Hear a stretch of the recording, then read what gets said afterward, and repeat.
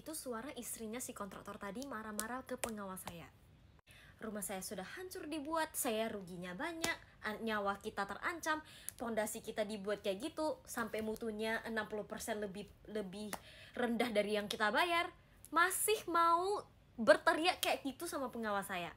Atas dasar apa orang ini beraninya lagi teriakin kita?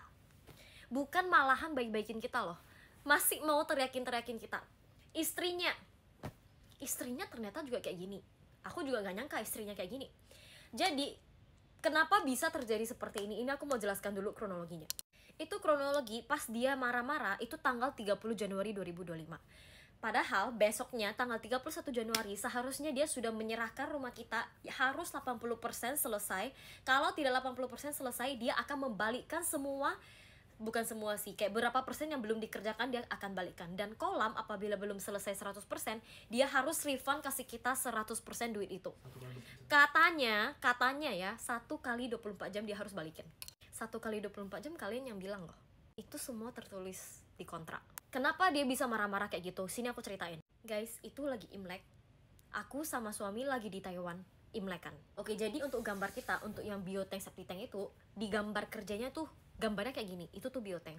Tetapi di RAB-nya ditulis hanyalah septic tank 2 kubik itu 2 unit, 1,5 kubik itu 1 unit. Dan harganya untuk 3 septic tank tadi itu lebih kurangnya 30-an juta.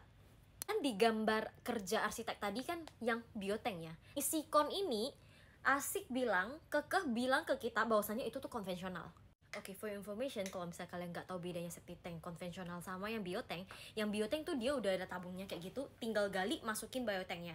Kalau misalnya yang konvensional itu tuh nanti harus digali lagi, dicor, ditaruh apa-apaan kayak gitu deh. Intinya begitu. Dan biotank itu lebih ramah lingkungan.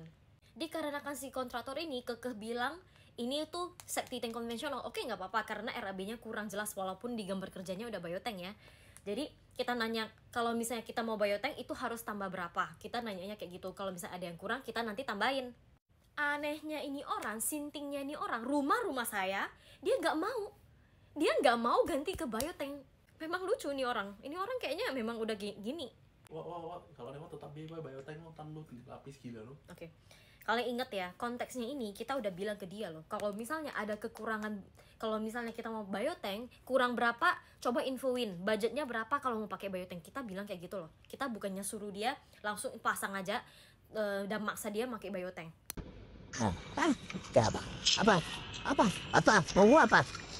Apa itu yang tulis kan? Ya sih.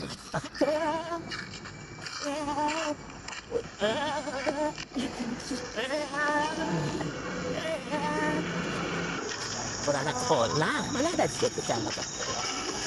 Iya, kalau orang sukses dulu lah, jamaah.